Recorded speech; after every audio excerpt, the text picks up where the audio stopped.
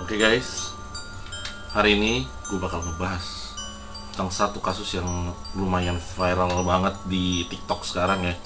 Itu kasusnya Isabella Guzman. Siapakah Isabella Guzman? Dia adalah gadis yang lahir tahun 95 di Colorado, Amerika. Berkebangsaan Amerika dan Cina. Dan dia memiliki satu kasus yang viral banget, itu waktu tahun 2013. Dia nusuk nyokapnya, itu nyokap kandungnya ya, 151 kali men. Itu di wajah 79 kali dan sisanya di leher. Aduh, gue gak habis pikir men. Kenapa gue angkat kasus ini? Karena ini udah bener-bener kasus yang sangat serem ya. Karena lo bayangin gak sih, ibu kandung lo sendiri lo tusuk sampai kayak gitu.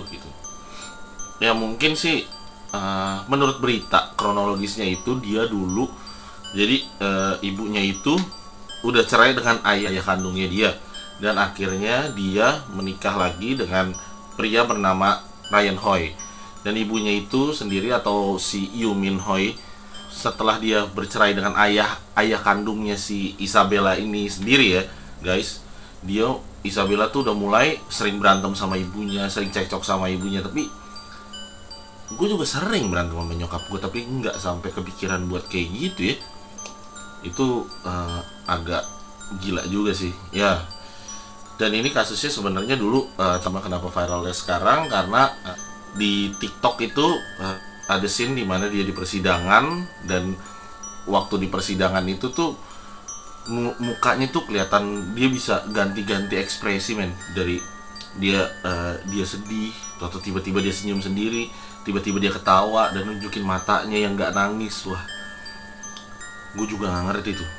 Kata polisi tuh dia mengidap skizofrenia guys. Jadi adalah satu penyakit dimana lo punya gangguan jiwa tuh yang lo ngerasa lo halu, lo punya satu imajinasi ataupun satu bisikan yang nyuruh lo untuk melakukan sesuatu. Lo punya halusinasi, dan itu mungkin kalau feeling gue sih itu mungkin yang buat trigger buat dia jadi bunuh nyokapnya. Jadi kasusnya itu pertama itu tuh si Isabella Guzman itu ngebunuh ibunya di kamar mandi rumah mereka di lantai 2. Jadi waktu itu si ayah tirinya itu atau Ryan Hoy itu sedang pulang ke rumah. Dia sedang pulang, tiba-tiba dia ngedenger suara teriakan ibunya di kamar mandi lantai 2. Dia langsung samperin guys. Pas begitu disamperin, lo tahu nggak sih di depan ada apa?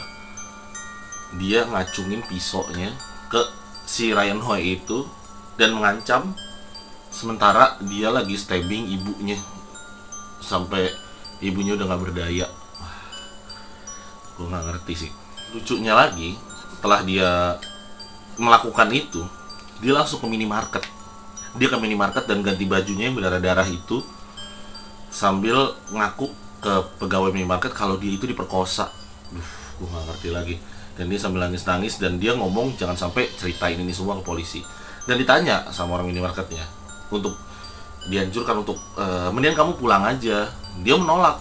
Dia bilang bokapnya bakal marah sama dia kalau dia pulang dengan kondisi dia habis diperkosa. Waduh, gue gak ngerti sih. Ya mungkin di saat itu, di hari sebelum dia menikam ibunya itu, dia itu sempat ngirimin email ke nyokapnya bahwa isinya itu kayak kau akan menebusnya. Ya, gue juga gak ngerti sih kenapa dia ngasih email kayak gitu ke ibunya. Dan ketika di hari H itu memang langsung kejadian dia ngebunuh si ibu kandungnya sendiri itu. Dan gue juga ya mungkin sih ada beberapa kemungkinan ya, mungkin ada cekcok dari dia dan mungkin itu udah jadi puncaknya, atau ada kata-kata ibunya yang ngenakin, tapi nggak harus ngebunuh men. 151 kali tusukan ibu sendiri, nyokap kandung. Dan akhirnya dia itu dipenjara, waktu itu divonis dipenjara seumur hidup. Dan ketika sekarang ini yang beritanya belum sempat terkuak juga, katanya sih dia itu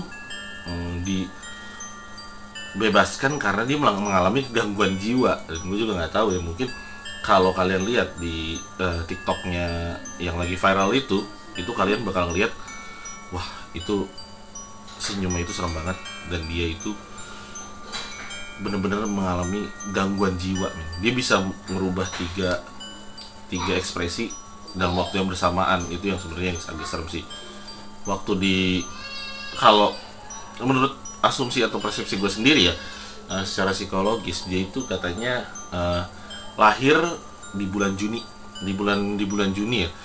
Itu dia bisa, kalau gue kaitkan dengan zodiak ya, dia itu bisa Cancer atau Gemini.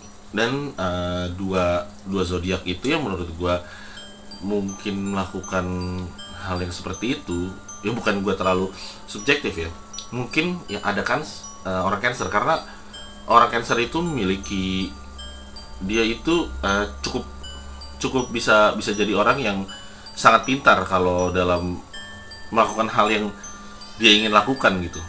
Kayak dia bakal jadi orang yang cerdik untuk mencari cara agar hal yang dia mau itu terkabul. Dan mungkin kalau orang Gemini itu agak sedikit clumsy dan nggak mungkin sampai ngelakuin hal-hal kayak gitu ya, se-emosinya dia gitu. Tapi gue nggak tahu juga, kan dia masih kecil juga. Dan ya mungkin yang lebih tahu lagi ya mungkin kepolisian dan orang-orang terdekatnya juga. Dan gue nyari-nyari di internet juga belum ada sama sekali info-info dari orang-orang terdekatnya dia. Ya itulah kasus yang gue angkat tadi. Dan pesan buat kalian adalah, kalau kalian itu mengidap penyakit skizofrenia atau kalian sering mengalami halusinasi yang berlebihan, ataupun kalian yang suka dibisikin, kayak ada yang bisikin di otak kalian bunuh atau kayak gimana, coba lawan diri kalian aja, lawan halusinasi kalian itu dengan logika kalian, dan itu yang paling benar. Dan kalian akhirnya bisa lepas dari sebuah penyakit yang memang dapat membahayakan hidup kalian dan orang lain. Oke? Itu sekian dari gua. Dan gue membuat konten misteri ini kenapa? Karena gue tertarik banget sama kasusnya. Dan kalau kalian pengen banget gue nerusin buat bikin konten-konten kayak konten misteri kayak gini, kalian komen aja di bawah ya. Nanti gue bakal ngasih video buat kalian itu 2 minggu sekali. Gue bakal ngebahas konten tentang suatu misteri. Oke, guys, stay safe, jaga pikiran kalian dan otak kalian. Oke, bye.